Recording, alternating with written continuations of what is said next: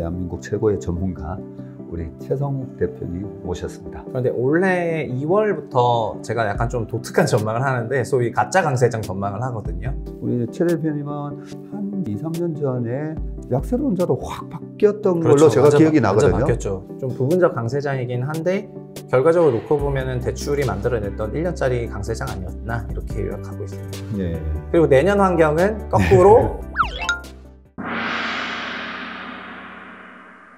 안녕하세요. 박세익과 차 한잔 합시다의 박세익입니다. 요즘 날씨도 쌀쌀하고 주식시장도 쌀쌀하고요.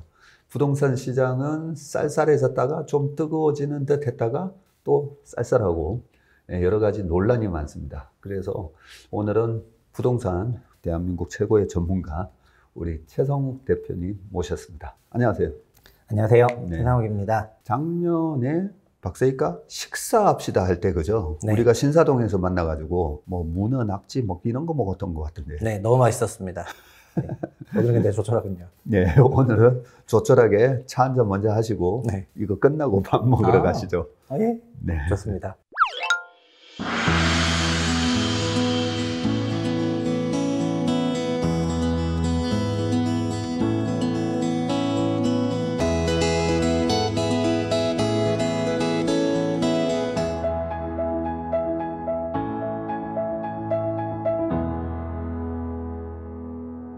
우리 최성욱 대표님 다시 한번 좀 설명을 드리면 2013년도에 그때는 부동산 시장에 대세 상승을 예측을 하셔가지고 주목을 받기 시작하셨고 그리고 그때 전후로 해가지고 책도 쓰셨던 네. 것 중에 사야 할지 팔아야 할지? 네, 맞습니다. 그게 15년에 썼던 레포트를 그 책으로 번역해가지고 네. 대중들의 눈높이에 맞게 써달라는 그 운용사 매니저 좀 부탁이 있었어요. 네. 자기 와이프한테 보여주고 싶다. 설득이 안 된다. 아. 그래가지고 그러면 뭐 쓸까 하던 차에 출판사 대표가 연락이 와서 네. 그래서 쓰시면 좋겠다고 해서 냈는데 그게 반응이 좋아서 그것 때문에 대중 활동하게 된 것 같습니다.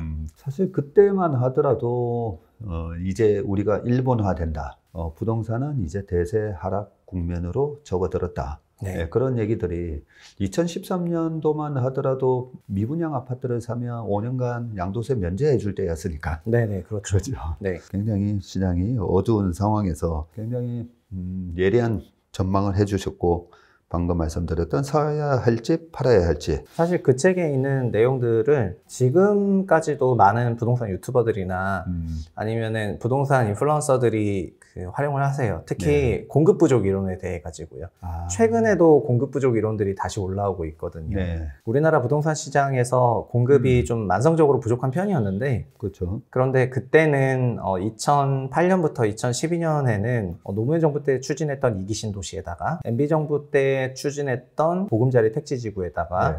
한국 역사상 가장 택지 재고가 쌓여 있는 그러니까 주식으로 비유하면은 메모리 재고가 넘쳐나던 시기였거든요. 아, 그래요? 메모리 재고가 넘쳐나니까 메모리 반도체 가격이 빠지는 것처럼 주택 가격이 공급 우려 때문에 빠지고 있었는데 네. 그런데 시장에서는 PF 관련 부실이라든가 저축은행 사태라든가 이렇게 금융 관련 회사들이랑 건설 회사들이 어려움을 겪다 보니까 박근혜 정부 들어와가지고 주택 가격을 올려서 이 문제를 해결하자라는 그런 방침을 세워가지고 대규모 공급 축소 정책을 썼거든요. 네. 사실상 그러니까 그때 했던 정책들은 뭐냐면은 삼성전자, 하이닉스 기준으로는 팹을 다 폐쇄하겠다.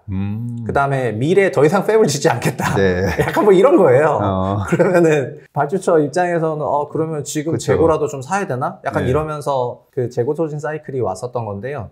그러니까 박근혜 정부 때 그런 전례 없는 수준의 공급 축소 정책을 구조적으로 썼고 14년에 썼는데 17년까지 임기가 있다 보니까 앞으로 한 4년 정도 그러면은 택지 재고가 없겠다. 그리고 네. 우리가 비교해야 될 게 무조건 택지 재고가 쌓이니까 신규 지정을 안 하잖아요. 네. 그럼 쌓여있는 이 재고량을 전부 주택으로 한 사람의 몇 채가 될까? 네. 그 다음에 그거를 현재 우리나라의 가구 인구 추계치가 있으니까 가구 인구 추계치 기준으로 하면은 얼마나 갈까를 해보니까 굉장히 타이트한 계산이 나와가지고 이거는 그러면 구조적으로 우리가 필요한 주택 수요를 못 맞춘다 이렇게 생각해서 제가 14년 9일 대책 보고 나서 진짜 15년 1월부터 막 시멘트 종목들을 밀기 시작을 했고요. 택지 재고가 소진되는 주택 공급 업사이클이 나오니까 네. 분양이 늘어날 수밖에 없다 이러면서 30만 분양인데 그 당시에 52만 분양으로 늘면서 건축, 건자재 다 올랐고 네. 이런 사이클이 왔는데 그때 그러니까 결국은 그 땅이 없어진다는 얘기를 하면서 공급 부족 얘기를 했었는데 그 경험이 있어서인지 요즘에 공급 부족을 얘기하시는 분들은 주택 가격이 올라가면 공급이 부족하다고 해요. 물론 수요 공급으로 보면은 뭐 공급이 부족해서 올라간 걸 수도 있지만 네. 수요가 세서 올라간 거라는 해석도 가능하잖아요. 네. 공급보다 수요가 더 많아서. 그래서 지금은 사실 주택 시장이 완전 금융화되면서 주택 가격의 키팩터가 막 대출로 바뀌어서 대출 따라서 주택 가격이 막 그렇죠. 요동치는데 이제 공급으로는 어떤 그래프를 그려도 가격 설명이 잘 안 되거든요. 네. 그런데 그때의 그 강력한 기억 때문에 올해 주택 공급이 너무 적다. 그럼 3년 후에 입주 감소가 올 것이다. 그럼 3년 후에 입주 감소가 오면 가격이 급상승할 것이다. 네. 이런 얘기를 많이 합니다. 실제로 지난 20년 중에서 분양이 한국에 평균 30만 원 정도 돼야 되는데 네. 2010년도에 20만 원으로 분양이 내려갔던 적이 있습니다. 그러니까 그게 평년비 30% 넘는 감소폭이 있었어요. 그렇네요. 네, 역대 최대 감소폭이 있어서 2012년 정도에 엄청난 공급 위축이 오는 환경이었거든요. 네. 그렇지만 그때는 아시겠지만 가격이 오르긴커녕 오히려 더 주택 가격이 하락한 경우도 있었고 오히려 주택 공급은 기본적으로 수요에 비탄력적이기 때문에 네. 수요가 지금 막 세져서 가격이 올라가면은 공급이 따라붙으려는 경향이 있지 않습니까? 네. 공급은 가격이 올라가면 그러니까요. 늘어나니까.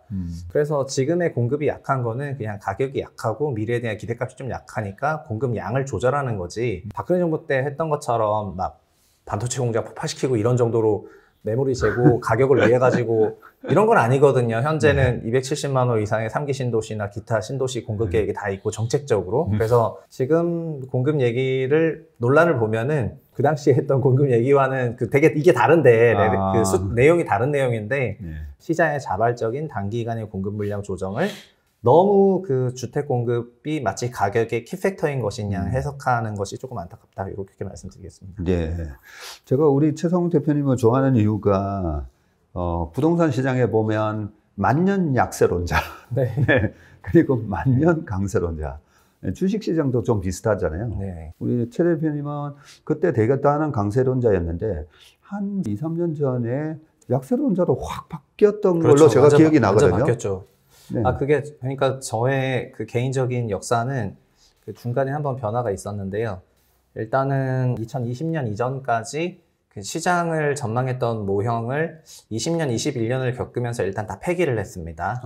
네, 그래서 21년 이후부터는 부동산 가격을 그 좀 설명하는 모형을 좀 만들어야 되겠다 이렇게 해가지고 그 작년에 인터뷰 할 때쯤에 네. 전세 곱하기 멀티플, 그러니까 월세를 할인율로 맞아요. 나눠서 네. 그래서 금리가 내려가면 가격이 올라가고 네. 예, 성장성이 올라가면 가격이 올라가고 그렇죠. 월세가 올라가면 올라가는 아주 단순한 모형을 만들었습니다. 네. 소위 PE 멀티플을 만들었습니다. 네. PER처럼. 그 종전까지 했었던 모형은 수요 공급 밸런스를 토대로 막 또 대출 성장률을 막 넣어가지고 소위 매크로 지표들을 막 집어넣어서 만드는 모형이었는데 그게 14, 15년에 너무 잘 들어맞아 버렸고 그 당시에는 소위 한국에 그렇게 부동산을 공급 부족이라고 얘기했던 사람도 없었거든요. 네. 왜냐하면 미분양이 남아도는 상황에서 어떻게 공급 부족이란 말을 하겠어요. 네. 그런데 그 장기 추계선에 기반해서 그 공급이 못 된다. 이런 식의 논리 구조를 짜니까 그게 조금 설득력이 있었던 것 같거든요. 네. 그리고 실제로 정책도 뭐 신도시 원천 중단, 그 다음에 그 광명 같은 데는 기 지정된 데인데 완전 폐지해 버렸거든요. 그래요? 네, 광명 보금자리 지구는 MB 정부 때 보금자리 하려고 지정했었는데 박근혜 정부 되자마자 바로 폐지해 버렸습니다. 그래서 그게 한 10년 동안 묵혀 있다가 이번에 3기 신도시, 광명 신도시로 다시 재지정되면서 네. 그 땅이 등장하고 이런 식으로 공급 정책에 큰 변화가 있었던 때인데요. 근데 그 말씀 드리는 게 제가 공급으로 저도 주택 가격을 보려고 노력했고 2014, 15년에 공급 기반으로 설명을 하다 보니까 그게 시장이 잘 들어맞았잖아요. 네. 그래서 2018년도 9월 21일 날에 정부가 3기 신도시를 처음으로 그 발표를 하고 19년 2월과 5월에 3기 신도시를 계속해서 발표를 하니까 제 기준에서는 이제 공급 부족이 구조적으로 매칭되는 정책이 발표가 된 거였어요. 14년 9일에 택지 중단이 19년 2월과 5월에 딱 그 매칭이 되면서 해결이 되는 정책이 딱 발표가 된 거고, 그 상황에서 저는 이제 만성적 공급 부족 이론이 없어졌다면은 이제 공급은 변수가 안 되는 거고, 네. 자연스럽게 뭐 수요라든가 이런 걸 따라가야 된다고 생각했어야 되는데, 저는 그 수요 부분을 지금처럼 대출 성장률로 보지 않고 소위 그 구조적 수요라고 할 수 있는 세금으로 봤거든요. 그러니까 세금은 소득세라든가 네. 보유세라든가 이런 거를 어떻게 전향하는, 법인세도 마찬가지고 배당소득세도 마찬가지지만 세금이 되게 중요한 부분이 있지 않습니까? 네. 돈이 흘러가는 길이니까. 그러다 보니까는 세금이 점점 더 그 수요를 위축시키는 구조로 가니까 결국 그렇죠. 수요 약세로 전망하게 되면서 공급은 이제 변수가 못 되고 수요는 구조적으로 약세로 갈 것이다. 네. 이렇게 얘기를 하면서 하락 전망을 하는 걸로 포지션을 바꾸게 되죠. 20년, 21년에 결과적으로는 어마어마하게 그 잘못된 전망을 하게 되는데, 사실 19년도까지는 그래도 상반기에 실제로 주택 매매 가격이 하락도 하고 그런 분위기였어요. 네, 그런 분위기였고, 그리고 막 수요가 있는 곳에 계속해서 핀셋 규제를 계속 강화하다 보니까 점점 막 덮이고 있어가지고 네. 어느 정도 수요가 잡히고 있었는데, 뭐 20년, 21년 코로나가 왔고, 그래서 그때 제로금리화와 함께 그 다음에 유동성이 풀리니까 그땐 세금이고 뭐고 그냥 네. 뭐 소위 더 센 게 와버리니까 그렇죠. 결과적으로는 완전 그 다 틀리게 됐는데, 제가 다시 그래서 그 모형을 20년, 21년 것까지 하고 나서 막 그때 페이스북에 좀 잘못 본 거 미안하다 이렇게 글 쓰고 그 다음에 이런저런 방송 출연해가지고 그 잘못 전망했던 이유는 뭐 이런 거였고 저런 거였고 그런 거 같고 네. 그 다음부터 모형을 좀 다 바꾸고, 지금은 그래서 주택 가격을 주식 보는 것처럼 부동산 가격도 그 가격 결정 키팩터가 있고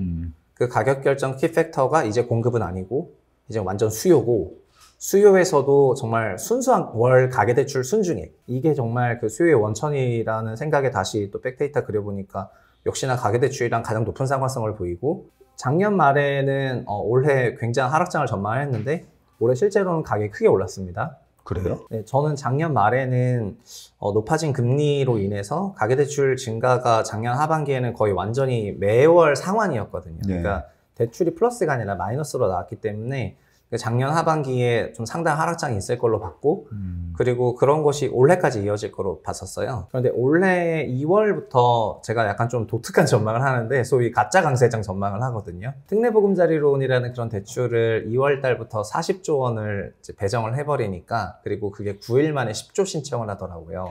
월에 10조 빌리는 게 가계대출 코로나 때 그 추세였거든요. 근데 9일에 10조 빌렸으니까는 그거보다 몇 배 센 대출 그로스가 2월부터 나오기 시작을 해가지고 이게 1년짜리다 보니까, 그러니까 가짜라고 하니까 사람들이 좀 거부감이 있어서 그런데, 네. 1년짜리 단기 대출발 그 강세장이 올 것 같다, 돈의 힘으로. 그렇게 해서 2월부터 그런 얘기를 했습니다. 그리고 바로 얼마 전에 9월 말 정도 돼서 이런 특례론이 사실상 거의 종결이 되거든요. 네. 그래서 10월부터는 이런 특례론발 1년짜리 반짝 짧은 강세장이 끝나고, 다시 그렇다면 우리가 돌아가서 뭐 DSR 40% 체제와 높아진 가계부채 속에서 가계대출 증가율이 좀 떨어지게 된다면은 시장이 둔화되지 않겠느냐. 그리고 가격 레벨 자체는 여전히 역대급으로 높고, 그러니까 위보다는 아래가 확률이 높은 것 같다, 이렇게 전망하고 있습니다. 최근에도 한국은행은 금리 동결했었잖아요. 네네. 6회 연속 동결을 했고, 또 뭐 몇 달 전에도 보면 은행들이 너무 폭리를 취하고 있으니까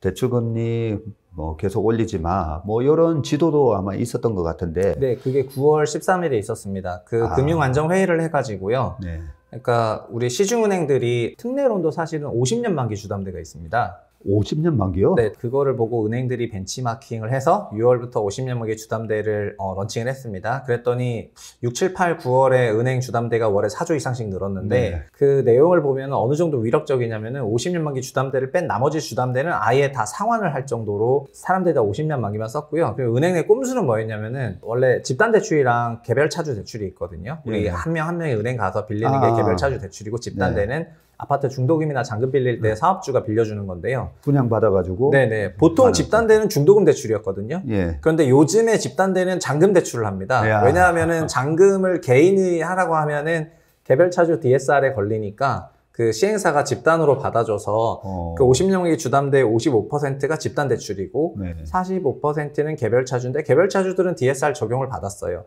그런데 9월 13일에 그 금융안정 회의를 해보니까 뭐였냐면은 55% 집단대 받는 사람들도 결국 이름 있으니까 그 사람들 DSR을 계산해 보니까 평균 51% 나왔거든요. 그러니까 다 넘었다는 거죠. 그리고 그 집단들 해준 은행도 요즘 가장 문제가 되는 농협은행, 새마을금고, 기업은행로 소위 정부 입김이 잘 통하는 은행들이었어요.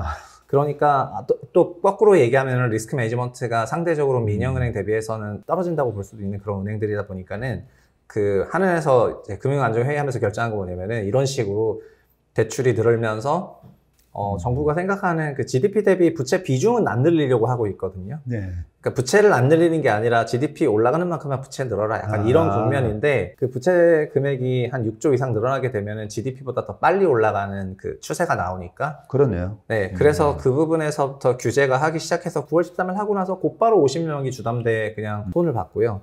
그리고 특례로는 9월 27일에 끝내기로 했으니까 그러면서 9월이 어떻게 보면 약간 분기점이 나왔던 그런 기간이었던 것 같습니다. 대출적인 부분에서는. 그런데 지금 미국 같은 경우에는 모기지 금리가 네. 8% 이번에 뭐 찍기도 했었었는데 네네. 그러면 우리나라는 6회 연속 지금 금리를 동결하고 대출 금리도 상대적으로 미국보다 낮아요? 우리 10년 만기 채권 금리도 한국은 4.3%지 않습니까? 그렇죠. 네. 그래서 미국의 10년 만기 채권 금리보다 낮고요. 그리고 나머지 금리도 다 낮습니다. 그리고 저는 작년에 만들었던 그 가격 모형으로 그 주택 가격을 좀 설명드리는 게 훨씬 쉽다고 생각을 하는데요. 네.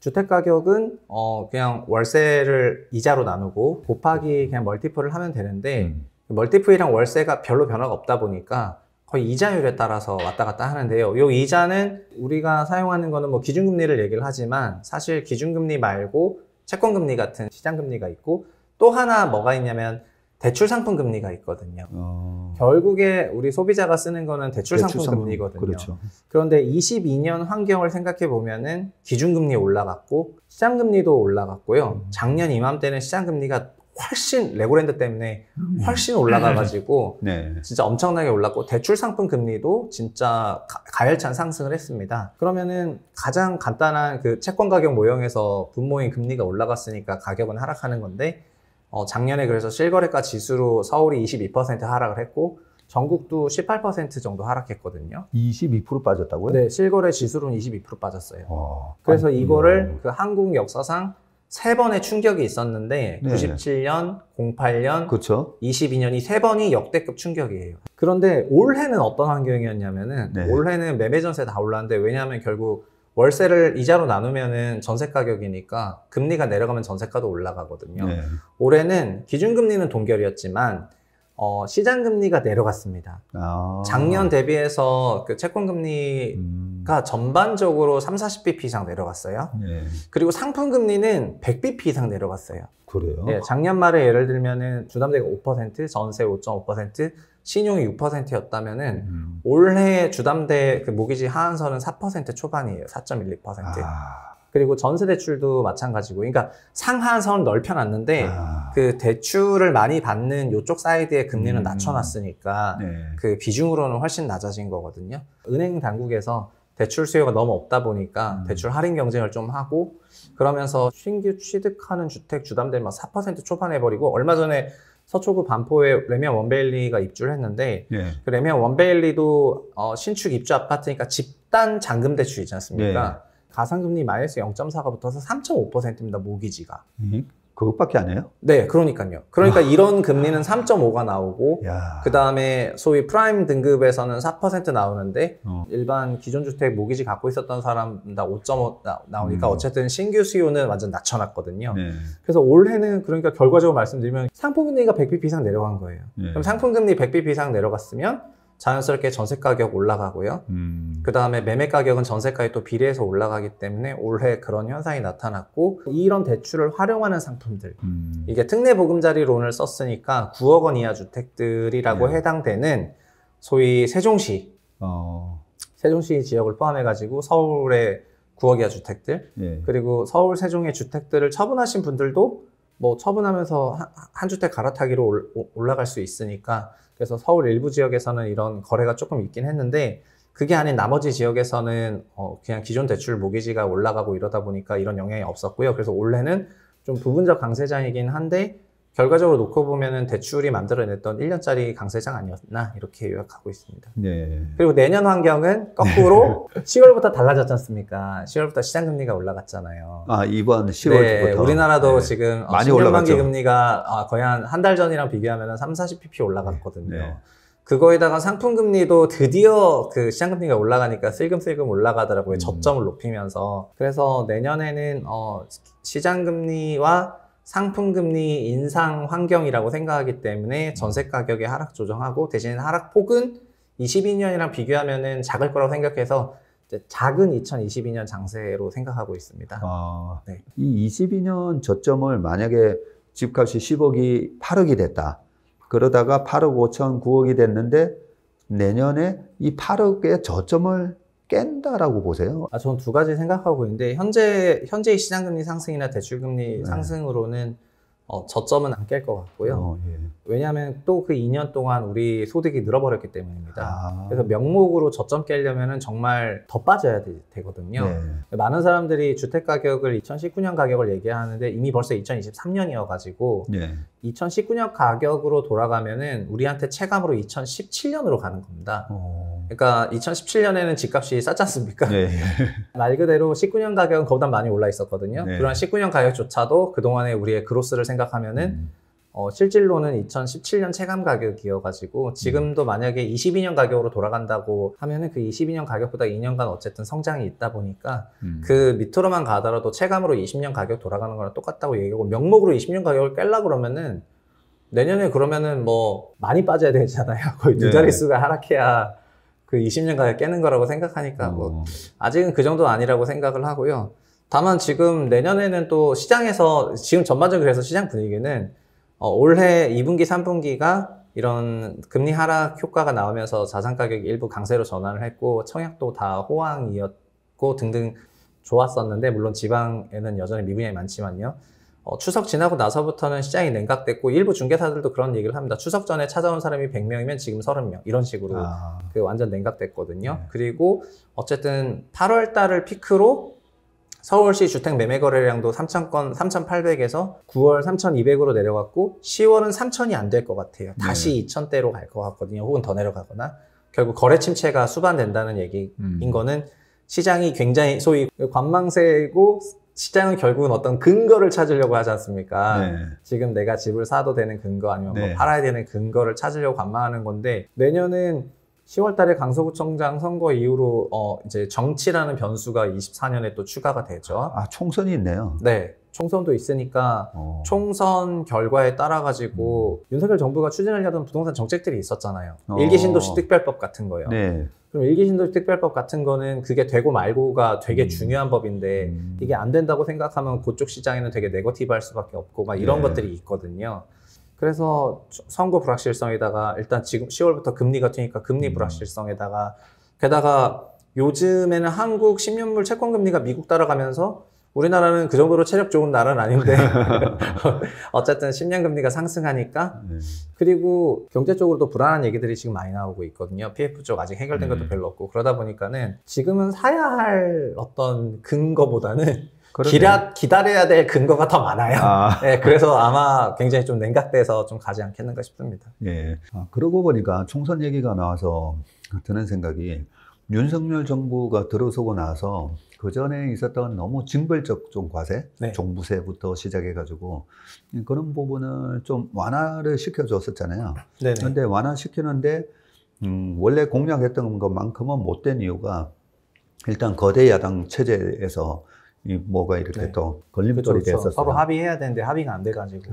네네. 그러면 내년 총선에서 일단은 국회가 어떻게 되는지 다시 야당이 계속 네. 거대 야당이 되는지 아니면 어느 정도 정부가 집행을 하려고 하는 그런 추진력을 얻을 수 있는 숫자의 표를 확보하는지 그게 큰 변수네요. 네, 지금 윤 정부가 그 입법 과정을 통해 가지고 밝힌 부동산 정책의 주요 골자는요. 어떻게 보면 윤석열 정부 부동산 정책 총화는 일기 신도시 특별법이에요. 네. 그게 대통령 공약집에도 들어가고 굉장히 방점을 찍었고 일기 신도시 분들이 다 좋아했어요. 일기 신도시. 일기 신도시라고 하면은 전국에 그러니까 5개 신도시, 수도권 근교에 지어진 분당 일산을 포함한 30만 호 주택에 해당하는 예. 5개 신도시가 일기 신도시거든요. 여기 표만 해도 몇 표인데 어쨌든 이 표가 사실상 우리한테 좋다고 생각을 하니까는 아마 좀 우호적으로 작동을 하지 않았나 싶었는데 이게 새로 입법을 해야지 돼요. 이제 소위 제정을 그래요? 해야 되는 법이거든요. 그런데 또 법규상으로는 일기 신도시만 수혜를 줄 수가 없다 보니까 대상을 넓혀야 된다, 형평성 때문에. 네. 그래서 이거를 노후 계획 도시라고 바꿨습니다, 이름을. 그리고 노후 계획 도시로 바꿨고 연식도 준공 20년 차 이상. 이러니까 대상 주택이 400만 호로 늘어났어요. 그런데 이게 왜 좀 쟁점이냐면은 현행 재건축은 안전진단을 받아서 그렇죠. 만약에 등급이 높다면은 리모델링으로 가고 구조가 예. 짱짱하니까. 예.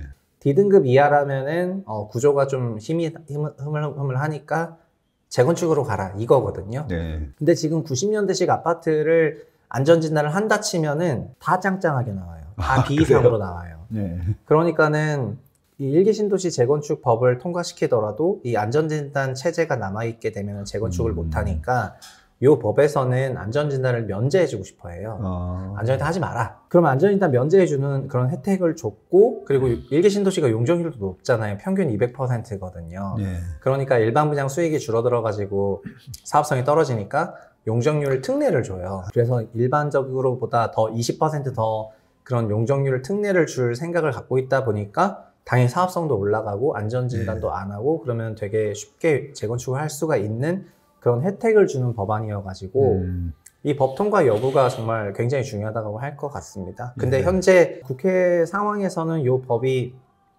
제정 발의되었는데 국토위에서 많은 심의가 있지만 너무나 쟁점이 많아가지고 이런 엄청난 혜택을 이런 지역만 주는 게 맞냐, 그리고 400만 원 주택을 다 하더라도 어디가 맨 먼저 될 거 같냐, 당연히 분당이 맨 먼저 된다 이렇게 답변을 하죠. 그럼 이거는 분당 신도시 재건축 특별법 아니냐. 네. 그러면 분당 신도시 재건축 몇 년에 할 것 같냐, 거기도 집이 많거든요. 네. 15년 걸릴 것 같다. 이게 다 그 국토부 차관 답변입니다. 15년 걸릴 것 같다. 그러면 분당 하나만 15년 하는데 나머지 400만 원은 재건축하는데 몇 년 걸릴 것 같냐. 네. 그리고 그 재건축하는 사람들 받아줄 집이 있냐. 그게 되고 말고가 내년에 결정이 되니까 그걸 일단 보고 결정하려는 사람들의 마음이 있을 수밖에 없지 않나 싶습니다. 예. 최근에 뭐 그 작년, 재작년 한 2, 3년 전에 부동산을 주택을 못 사니까 오피스텔을 사는 후배들이 좀 있었거든요. 네. 오피스텔을 사는 후배가 그 오피스텔에서 받는 월세 받아가지고 이자 다 커버되니까 결국은 캐피탈 게인 네. 나중에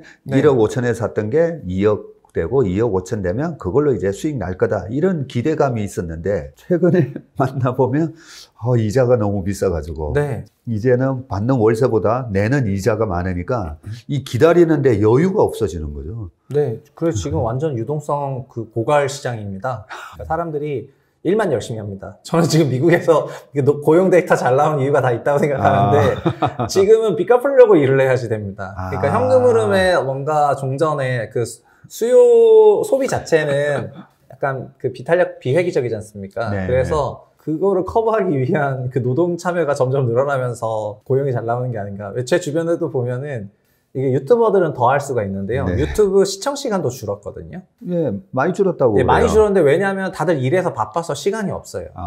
7월부터 여의도도 전원 출근. 그래서 이제 재택 다 없애고 출근하면 일해야지 어떡합니까? 눈치 보이는데. 사회가 그래서 지금은 이제 현금흐름 감당하기 위해 가지고 일을 많이 하는 그런 국면이 된 것 같습니다. 네. 네. 장기 하락론자 분들은 결국은 일본처럼 된다 자꾸만 그런 얘기를 하시는 거잖아요. 네.